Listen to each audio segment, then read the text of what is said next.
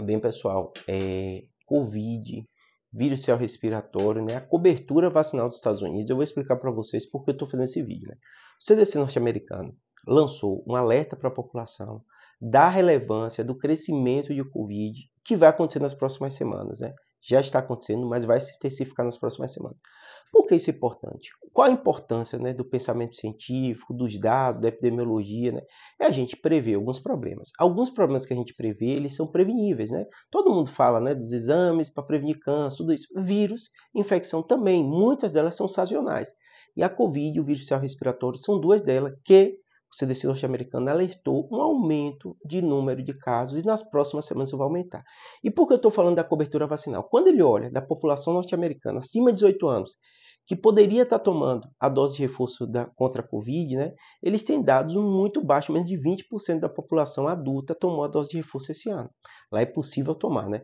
E o que acontece? Né? Esse número chama atenção quando a gente vê o aumento de casos de Covid.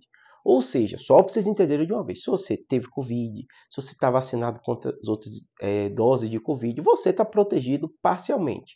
Muitas vezes nosso sistema imunológico ele pega um vírus, cria defesa, a gente fica fortalecido ali na fase inicial, depois essa proteção começa a cair e é necessário uma dose de reforço, porque o vírus teve mutação e também nosso sistema imunológico, né, precisa relembrar, vamos colocar assim, essa defesa e produzir novamente novas defesas.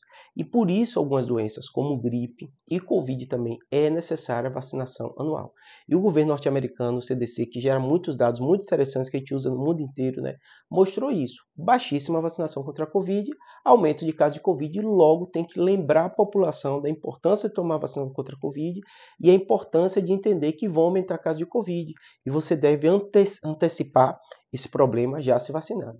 E isso cai como uma luva aqui no Brasil. A gente está vivendo um período de paz. E até pensando, comparando com os Estados Unidos, sempre quando tem uma onda lá, demora algumas semanas ou um mês para chegar a onda no Brasil. Se eles estão prevendo nas próximas semanas, em dezembro, onda de Covid, a gente deve ver no final de dezembro, início de janeiro, onda de Covid. É o momento ideal agora para você estar protegido, tomar dose de reforço, estar com a dose de reforço para a população acima de 60 anos aqui no Brasil e crianças pequenas, tá bom? E o vírus respiratório existe sim a vacina, mas infelizmente aqui no Brasil o governo ainda não disponibilizou, tá bom? É autorizada, tudo isso. Espero que isso chegue para a gente já prever essa nova onda. Espero que tenha ajudado.